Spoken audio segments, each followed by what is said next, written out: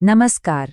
तो आज हम बात करने वाले हैं खड़िया जनजाति के एक बहुत ही यूनिक गवर्नेंस सिस्टम के बारे में, जिसका नाम है ढोकलो सोहर। देखिए, ये सिर्फ किसी एग्जाम की तैयारी नहीं है, बल्कि एक जीती जागती संस्कृति को, उसके सिस्टम को और गहराई से समझने का एक मौका है। तो देखिए, हम कहाँ से शुरू करेंगे और कहाँ तक जाएंगे। हम खड़िया लोगों की पहचान से शुरू करेंगे और फिर धीरे धीरे उनकी सत्ता के केंद्र तक पहुंचेंगे।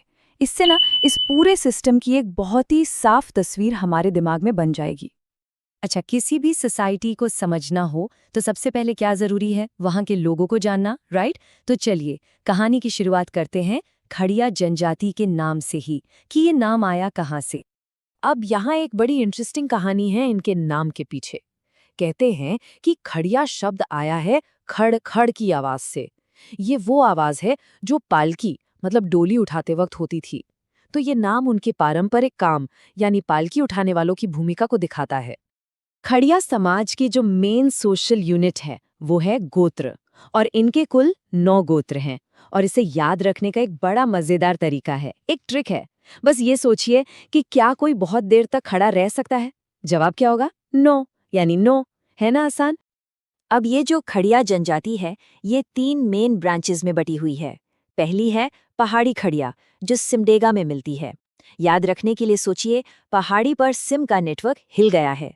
दूसरी है ढेल की खड़िया, रांची और हजारीबाग में, जैसे रांची से नीचे की ओर एक ढलान है। और तीसरी दूध खड़िया, जो गुमला में है। इसका मिमोनिक है दूध गमले में डालते हैं। ठीक है, तो हमने लोगों के बारे में जान लिया।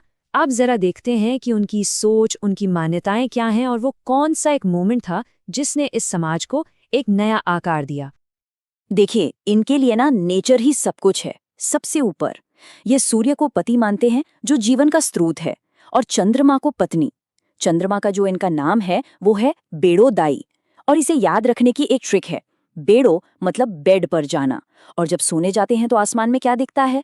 चांद। अब ये जो तारीख आप देख रहे हैं 1934-35, ये खड़िया हिस्ट्री में एक टर्निंग पॉइंट है, एक मील का पत्थर समझिए। इसी साल अखिल भारतीय खड़िया महासभा बनी थी। ये पहली बार था जब इस समाज को ऑर्गेनाइज करने, उन्हें एम्पावर करने के लिए इतने बड़े स्केल पर एक फॉर्मल कोशिश हुई थी।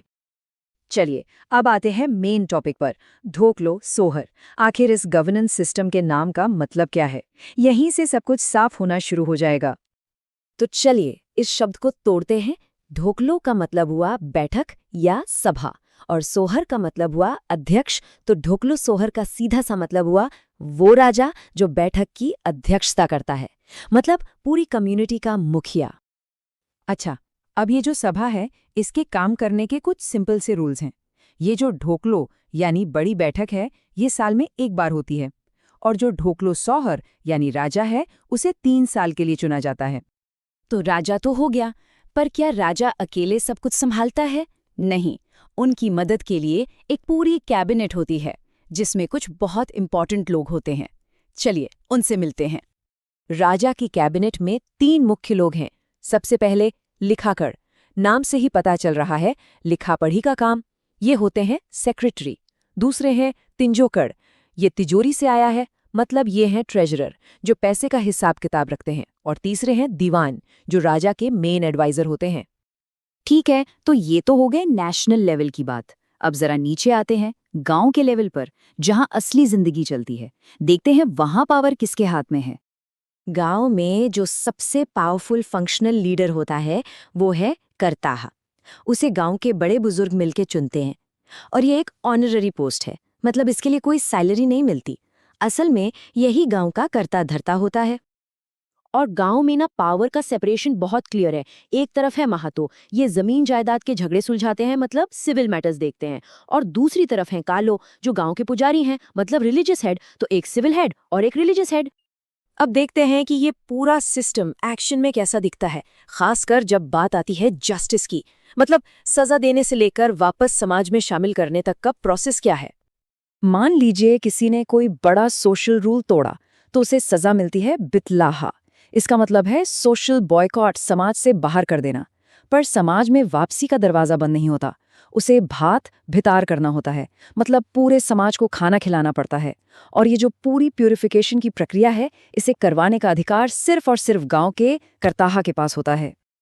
चलिए, तो एक फटाफट रिकैप करते हैं। जो मेन पॉइंट्स हैं उन्हें एक बार फिर से देख लेते हैं। जनजाति है खड़िया, राजा है धोकलो सोहर, गांव का मुखिया करताहा, पुजारी कालो और सचिव लिखाकड़। और वो सबसे इंपॉर्टेंट तारीख क्या थी? 1934-35, जब महासभा बनी थी। और अब आखिर में एक सवाल छोड़ जाता हूं जिस पर सोचिएगा जरूर। आज की मॉडर्न सोसाइटीज गवर्नेंस के इन पुराने कम्युनिटी फोकस सिस्टम से क्या सीख सकती हैं, खासकर तब जब बात सजा की नहीं बल्कि रिस्टोरेटिव जस्टिस यानी सुधार की हो।